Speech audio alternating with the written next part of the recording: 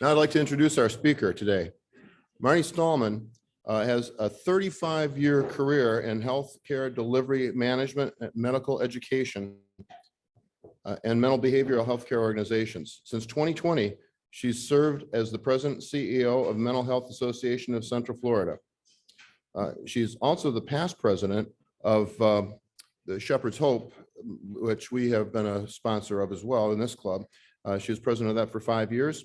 And addition, she's been an adjunct professor in the Department of Social Innovation for Rollins College in Winter Park. So please help me welcome Marni Stahlman as our guest speaker. Good afternoon, everyone, and thank you for having us. It's nice to be back in person, isn't it?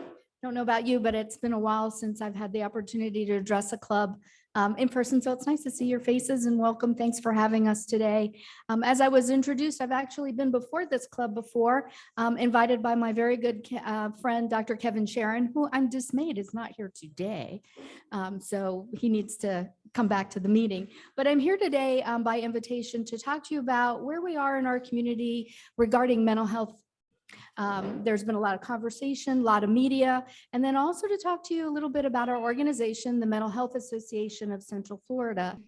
So let me tell you a little bit about our association first, and then I'll go into the state of where we are with mental health. So the organization, by all accounts, is one of the oldest nonprofit organizations here in Central Florida. We were founded in 1946 by a group of families that had loved ones that were being hospitalized for what at that time was considered a chronic mental illness and being sent away to institutions. I think today, if we were to open up those treatment plans and files of those individual family members, we would find that, like many of us, they probably suffered from situational anxiety or depressive disorders that with some medication and good outpatient therapy would have not necessitated them being sent away or hospitalized for indefinite periods of time. So as an organization, we actually predate the National Mental Health Association, which today is known as Mental Health America, and they are very prominent and we are an affiliated member. We started out as an organization, really, as I said, advocacy, working with families and individuals, really trying to bring awareness to what is the mental health condition, what is mental wellness. And over the next, really, I would say 40 to 50 years, up until 1972, that was primarily our main focus. And then something very interesting and important happened here in the state of Florida in 1972. And that was the creation of something called the Florida Mental Health Act, which euphemistically today is referred to as the Baker Act. Anybody familiar or heard of that term? Yeah. Anybody know why, since we're doing some history during those happy dollars, anybody know why it's called the Baker Act? It's named after Maxine Baker, who was the first female state representative elected to the Florida state legislature, and she was from Central Florida. She was the first individual that stood up and said, we need to have some sort of patient's bill of rights. We need to understand what is informed consent and what is the process when someone is involuntarily taken for a hospitalization and evaluation psychiatrically. What is the length of time of that and who would be involved in that? And that was really the beginning of mental health services here in the state of Florida. And we were very involved as an organization and have been since that time with making sure that rights of individuals with mental illness and their families are very well protected. So today the Mental Health Association has a variety of programs. They're listed. There's papers on your table where you can talk and see a little bit more, but I'm going to run through them. But before I do that, I want to talk about where we are as a community, as a state, and as a country, as a world, really, with where we are with the state of mental health. It's of no surprise, hopefully, to everybody that's here today, that as we look at the fact that we're quickly approaching March 8th, which is the anniversary here locally in the state and around our community, where we were shut down officially for COVID. That's going to be 3 years in March. It's funny that it's Groundhog Day today, because sometimes for many of us, that experience as we've come through COVID very much is like a Groundhog Day experience. And one of the things that started to emerge as we came out of what we call the acute phase of COVID, which was, gosh, there's too many people dying of this disease, how do we handle that? Was about 8 months later when people started to emerge into what we call the chronic or long COVID diagnosis period, we were then able to start collecting some data on how people were recovering. And what individuals were reporting was that within about 3 to 6 months of the information, of the diagnosis, there's our PowerPoint. So here's some information. So one of the things that came out is as people started reporting in their recovery of long COVID, other types of symptoms that they were experiencing, they were also reporting that within about 3 to 6 months of their recovery, they were reporting situational instances of anxiety or depression. For many of them, it was the first time that they had had to deal with that as a disorder in any way. And now, 3 years into it, we're finding that neurologically, our brains have been affected. And as we have been affected physically, we have also been affected emotionally from what we all have experienced. Because quite frankly, as an organism, as a human race type of organism, we're not meant to be alone. We're not meant to be isolated, and we're not meant to not be able to touch and be around or intimate with other people. And it has had negative effects on how our mental health is recovered. So when we talk about, or when I go out and I speak to organizations, they say, first and foremost, well, when are things going to get back to normal? We're there. This is it. This is the new normal.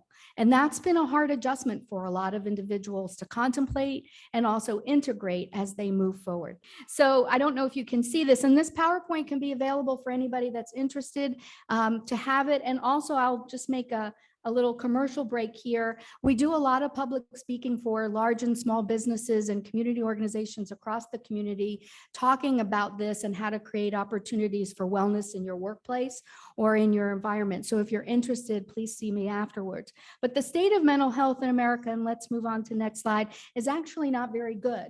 And one of the things that we're seeing right now is a real explosion, so to speak, especially with children and adolescents and older adults.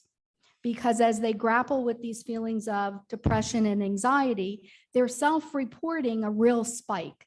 And one of the things, particularly within these age groups, is suicide ideations and what we call suicide completions. It's interesting that we're right behind here the tracks that come in through our main rail system. The Mental Health Association is currently involved with a project that we've been in now 6 months, and it has about another year and a half to go, with the Florida Department of Transportation. Because it turns out that from Lake Mary all the way down to Kissimmee, this is the most deadly piece of rail track in the southeastern United States. And when I say deadly, it's being used as a method of suicide completion. For individuals that may live in the Winter Park or Maitland area, that area across Howell Branch, right there off of in downtown Maitland, is a particularly dangerous spot. Sanford is a particularly dangerous spot. And then just down the way by Orlando Health and the rail station there. And so we're involved right now with a project with rail and signal individuals and law enforcement individuals to make sure that they understand how to spot someone that might be in crisis and how to intervene. I'm not sure what happened to this slide, but let's move forward. So with the spike that we've seen in individuals talking about anxiety and depression and different elements of how they've managed and what they're experiencing, one of the things that we've also seen is a spike in the number of individuals that are being Baker acted, quite frankly, being taken against their will, involuntarily placed. So some criteria of the Baker Act is really very simple. They have to either be a threat to themselves or someone else. So they're either suicidal or homicidal. A licensed medical professional can put someone into an involuntary 72-hour hold, or a law enforcement individual. And we're seeing a real spike. And so one of the things that we spend a lot of time also with at the association is working with our local school districts, because we're seeing children and adolescents Baker acted right out of school in crisis. And our hospital partners, our partners at the 9th Judicial Circuit, the State Attorney's Office, the Public Defender's Office are all involved. And I'm going to make a pitch at the end of our presentation for something called Guardian Advocates that you can participate in. So there's some myths and facts surrounding mental health that I really wanted to make sure we covered today. Individuals with mental health conditions don't recover. That's just so not true. In fact, many of us right now here in the room, I would say, I have a vast majority of individuals that have either sought out psychotherapy or individual counseling, or maybe on some sort of medication, and they're functioning very well. It's no different when we think about diabetes heart conditions, high cholesterol. We're very comfortable with taking medications that keep those in check and keep us monitored. And with mental health conditions, we're really about letting individuals embrace the idea that mental health is health, that it's part of our brain, it's part of our neurology, and that medication assistance can make us very functional and that we can recover from that. Another myth, individuals with mental health conditions can't work in stressful or demanding jobs. Again, that's just so not true. And we've seen over the rise of the last maybe 24 to 36 months, individuals stepping forward in business, in sports, in other celebrity focuses, Michael Phelps, Simone Biles, Selena Gomez, lots of actors and actresses talking about their state of mental health and recovery and mental wellness and how they manage that. And it certainly is something to not say that individuals with a psychiatric or psychological disability shouldn't and can't be treated just like everyone else. Individuals with mental health conditions have weak personalities or bad childhood. Well, there's certainly instances where we know that individuals have experienced what we call childhood trauma that can lead to a mental health crisis or chronic mental illness, but it's not about our personalities, it's about our brains. Individuals with mental health conditions pose a danger to others in the workplace. Well, certainly we've seen a rise of violence in the communities and in the workplace. And the truth of the matter is that individuals with psychiatric disabilities or chronic mental illnesses are not typically the individuals that commit these crimes, and in fact are sometimes victims themselves. It's individuals that are in a mental health crisis that possibly can commit these crimes, but individuals that are chronically mentally ill just aren't these characters. And it's really a disservice to themselves and to our community to continue to personalize them as the villains in these scenarios. Last myth, individuals with mental health conditions can't work until they're completely recovered. Well, we know in the workplace right now, there's lots of accommodations that are being done with individuals who have just well. In fact, I just did a session with the Orange County Bar Association about lawyers and mental health and well-being. Isn't that a group that really needs some attention? So as I said, one of the real unfortunate things is we've seen a rise in suicide ideations and what we call suicide completions. In fact, if anybody's interested, and we have a really wonderful weekend ahead of us, the Mental Health Association has partnered with the Association for Suicide Prevention, and we are doing a walk out of darkness walk that will be out at a team on Saturday in the Baldwin Park area. And if you're interested and want to come out, you can get some information or go to our Facebook page to find out how you can walk with that. But look at these numbers here. 2.8 million adults in Florida have a mental health condition. In February of just this last year, almost 41% of them reported having anxiety and depression symptoms. 180,000 Floridians aged 12 to 17 have depression. And an American teenager now is the leading cause of death amongst 11 to 24-year-olds is suicide, with the method of completion being gun.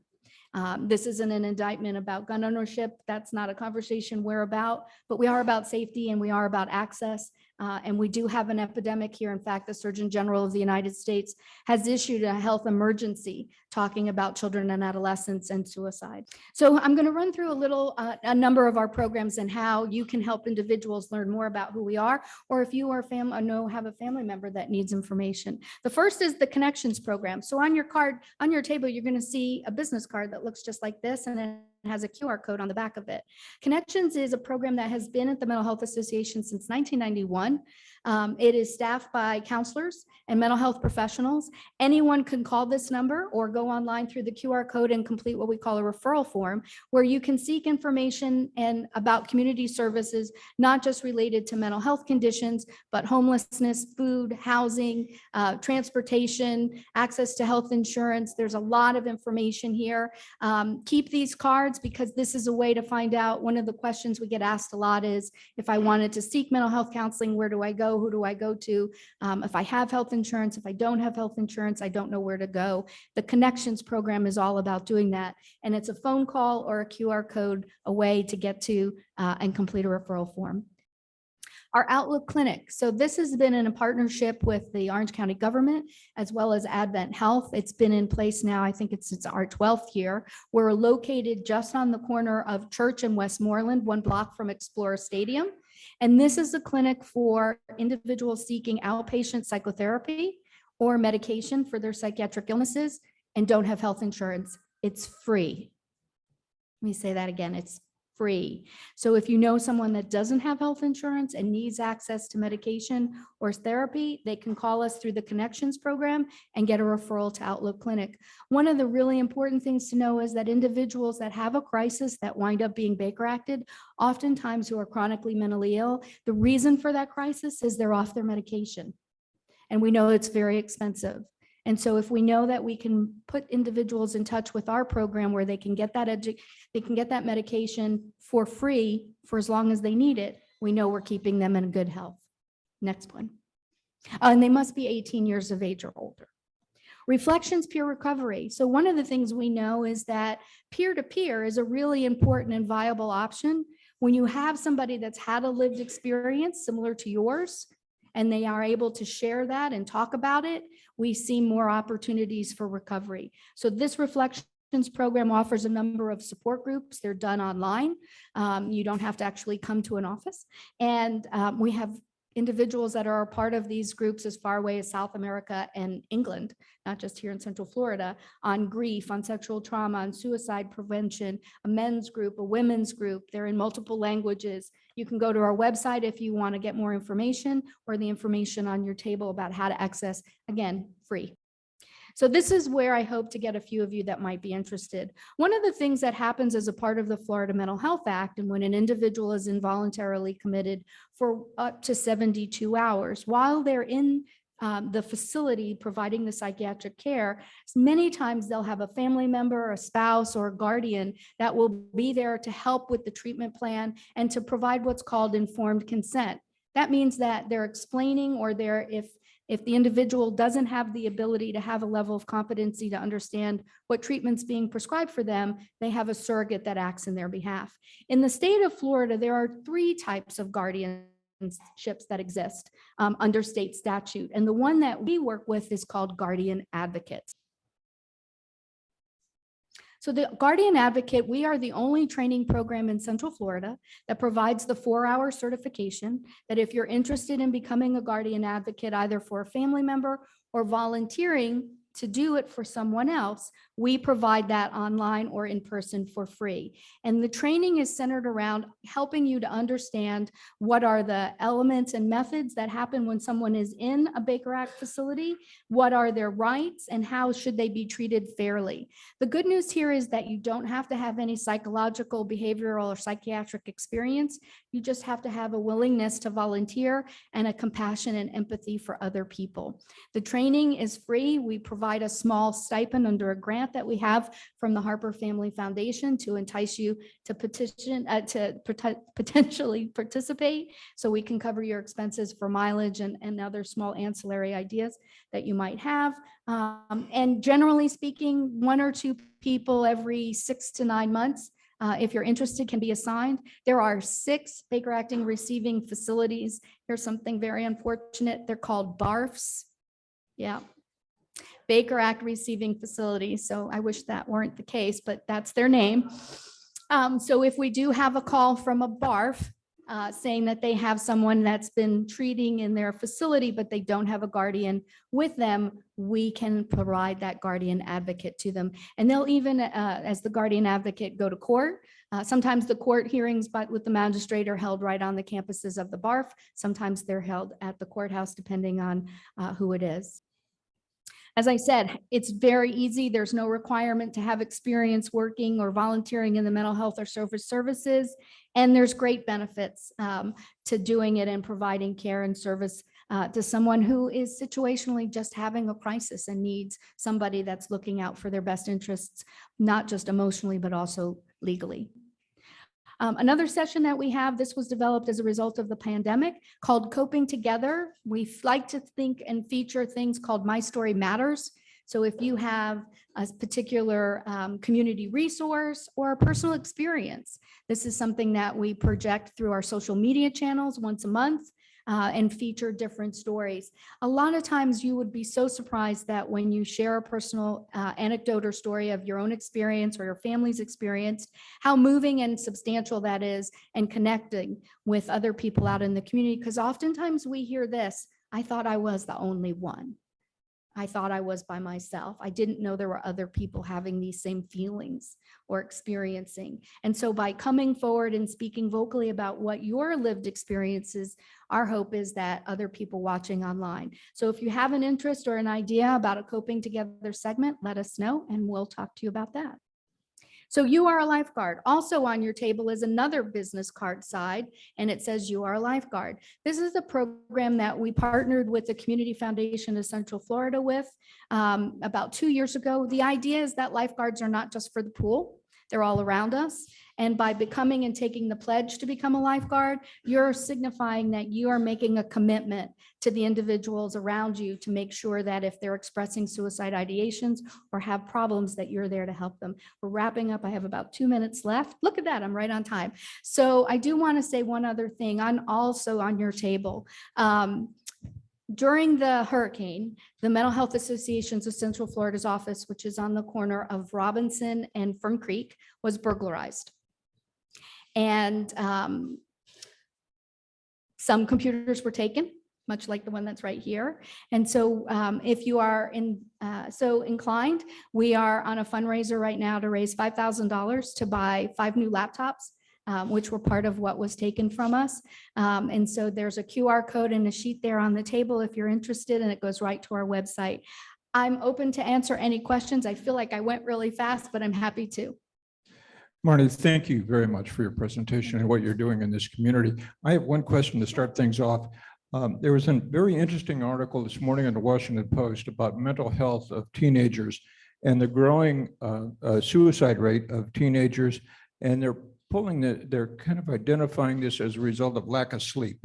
Yes. Can you talk about that for a minute? Yes. So it's also tied, and I'm familiar with that article because another one came out the day before from the Surgeon General of the United States saying that if you have a child 13 or older, or 13 or younger, don't give them a cell phone. Because the other thing that happens is the impact of social media has played a great role in making sure that the detriment of our kids' mental health and well-being is at risk. I have a 15-year-old. We did her annual physical result review with her primary care physician 2 weeks ago. And the very first question that the physician said was, how much sleep are you getting every night? And my daughter reported, because she's a freshman at Winter Park High School, I get about six hours. We need 8. And here's the thing. It doesn't matter if you're a teenager at 15 or you're like me that's almost 60, you need sleep. Our bodies need that regenerative time. And if we're not getting it, we're going to see negative results in all areas of our health. And one of the things that impedes us from getting that sleep is that insidious phone and that tie to social media. And so it's really very detrimental, and it's a big conversation. Marni, what the article said that the seniors in high school are averaging 5 hours sleep nationally. So we're way, way behind in sleep deficit. Another question right here. Okay, I heard you state something along that, mental health is healthcare, and the hospitals are saying that too. I recently got divorced, and in that divorce saying, private school is not considered, it's considered a luxury, and so that doesn't get put in there. But mental health, I pay for my son's mental health and get him to about $400 a month, and that is still not considered by the court healthcare. It's still considered a luxury. When is that going to be addressed? Nothing's going to be done by the time my son's of age, but for the future, when are they going to decide that mental health is actually important in the court size? Well, I think the answer to your question is we have to legislatively get to that point so that when we are in our court scenarios and we're in dissolution options like what you're talking about, that we have to educate. One of the things that happens here in the state of Florida that's very unfortunate is there are no reoccurring dollars in the state legislature earmarked for behavioral health care services. Every year we have to ask new. And that's a difficulty. It's very unusual. And we are 47th in the state out of 50, and that's not in a good way, for the amount of money we dedicate per person to mental health funding. One of the things that is happening, however, is within the Orange County Bar Association, I can't speak for Seminole, there is a strong push to educate family lawyers within that discipline about understanding mental health, so that when they are going into dissolution and adjudicating, they're in there fighting for those services and that support within the families. I just have a general comment. Thank God for you and the people that do what you do. There is no part of American life that's more neglected than mental health. When you think about it, people in mental health don't get together as groups and protest. They can't. So they really have no advocates other than their families are really struggling. My brother was mentally handicapped. My brother was Baker acted in the state of Florida. He passed away a few years ago from COVID, but he had a miserable life. Thank God there were some people that cared enough to take him in and do something with him. It is a tremendous disgrace in this country that we deal with this way. I don't know what the answer is. I wish I would, but I hope that you're not in a family where you have somebody that is mentally ill or has a problem with that, because it's not much fun, I can tell you that. So thank God for what you do. Thank you for sharing that. And I can tell you there is a solution, and it's very simple. We talk about it. As much as we feel like it's possible to share our lived experiences is what makes the stigma less, and for more people to come forward and share their family's journey, their own personal recovery, and the story of what their experiences are, so that people understand that people with mental illness, we have a tenet, a philosophy at the Mental Health Association and Mental Health America called before stage 4. So in cancer, in heart disease, and other chronic illnesses, we have lots of preventative information that is there and available that is pushed forward about how to not get to the point where you are in a crisis. Damar Hamlin, the individual from the Buffalo Bills, is now partnered just this week in an announcement with the American Heart Association to talk about sudden cardiac arrest and the signs and symptoms that you can pay attention to. That's before stage 4. But when we talk about mental health, we don't do anything preventatively. What can we do for sleep? How do we eat? How do we rest? How do we socially interact with each other? We don't talk about that until we've hit crisis point. And I think the answer to your question is to talk, to have people of note and people who have just had regular lived experiences amongst each of us come forward and say, this is what I managed. It's not an indictment of who we are. It's part of our health. It's part of our brain. It's no different than volunteering that I take high blood pressure medication because I'm only, almost 60 and I like salt. So, there's things like that we can do better for each other to just talk about how we're feeling. Thank you. How does pushing all the transgender and sex and stuff on the kids, how is that feeding into this? And are you seeing like kids who perhaps are mentally vulnerable being kind of led down that road rather than getting treatment, if that makes sense? I'm not sure I understand when you say led down that road. Are you talking about how are individuals that have come forward and have an LGBTQ experience being embraced, or are you talking about something else? I guess I'm just thinking about how mentally vulnerable kids can be in general, how impressionable, and how perhaps you might have someone who needs help perhaps go down that road when perhaps they wouldn't have otherwise, if that makes sense, just as a decision. Well, it turns out that our gender and our sexuality are two different things.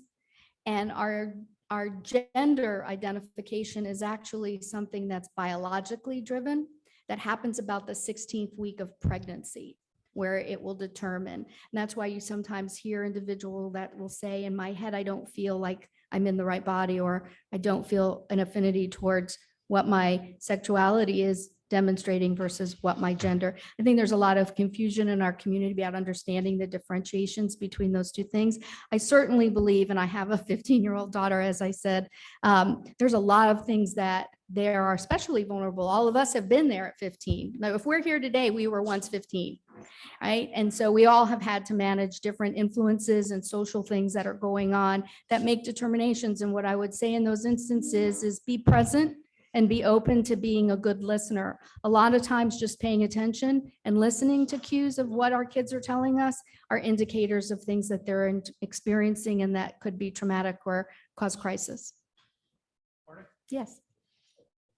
What I'm about to say is not an indictment of the Baker Act, but as a younger lawyer, much younger, I used to do a bunch of Baker Act hearings. One of the Baker Act hearings that stands out in my mind is a gay boy, gay individual. He was his father's only child. And I'm sure his father was very happy when he's Baker Act.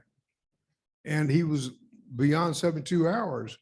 And he put on medication for being gay. Mhm. What can be done about this? I think it's It what clogs can, up the system. yeah, it does. Unfortunately, that no longer is an opportunity or an instance or a credible reason to Baker Act somebody. The laws have been dramatically altered and enhanced since the original act was put into effect. One of the things that we can do is to recognize that being gay is not a mental illness. Marni, thank you for your time and thank you for being here and educating us on this most important topic. If anybody Thank would you. like to see me, Jennifer, my colleague, and I will be here to take questions. Thank you again for having us today, David. And Marni, I have this for you. Thank you so much. Marni, thank you very much for that presentation.